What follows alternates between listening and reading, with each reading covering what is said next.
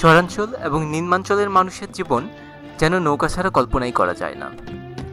নদীমাতৃক বাংলাদেশের এমনই এক জেলা মানিকগঞ্জ, যেখানে পদ্মা, যমুনা, কালীগঙ্গা, ইছামতি আর ধলেশ্বরী নদী মিলেমিশে তৈরি করেছে এক অনন্য জগৎ।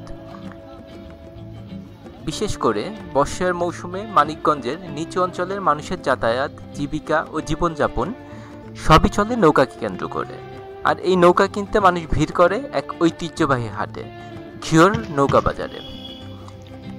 ঘিওর উপজেলার কেন্দ্রীয় ঈদগাহ মাঠে প্রতি বছর বর্ষাকালে বসে এই শতবর্ষী হাট। এই হাটের বয়স প্রায় 200 বছর। বর্ষা এলেই কারিগরদের ব্যস্ততা বেড়ে যায়। হাতের ছোঁয়ায় তৈরি হয় নানা আকৃতির কাঠের নৌকা। তবে সবচেয়ে জনপ্রিয় হচ্ছে ডিঙ্গি নৌকা, যা হালকা, সহজে চালানো যায় এবং ভরা পানিতেও ভেসে থাকে দুর্দান্তভাবে। এই হাট শুধু মানিকগঞ্জ নয়, বিভিন্ন জেলা থেকে লোকজনও আসেন এখানে নৌকা কিনতে। প্রতি বুধবার এখানে চলে বেচাকেনা। সকাল থেকে সন্ধ্যা পর্যন্ত বেচাকেনা হয়, বিক্রি হয় 200 থেকে 300টি নৌকা।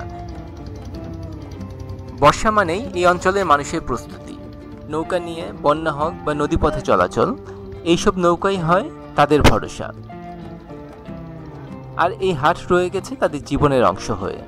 পুরো একটি ঐতিহ্য বহন করে চলছে প্রজন্ম থেকে প্রজন্ম। ঘিওরের নৌকা বাজার আমাদের স্মরণ করিয়ে দেয় কিভাবে নদীর সাথে মিশে আছে এদেশের মানুষের জীবন।